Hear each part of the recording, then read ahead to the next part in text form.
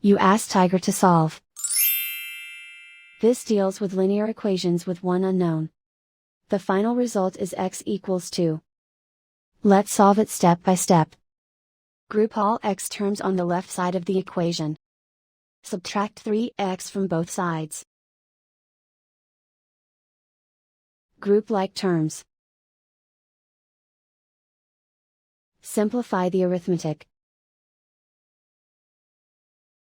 Group like terms. Simplify the arithmetic. Group all constants on the right side of the equation.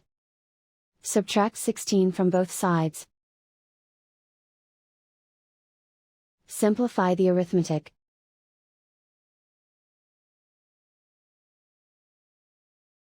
Isolate the x.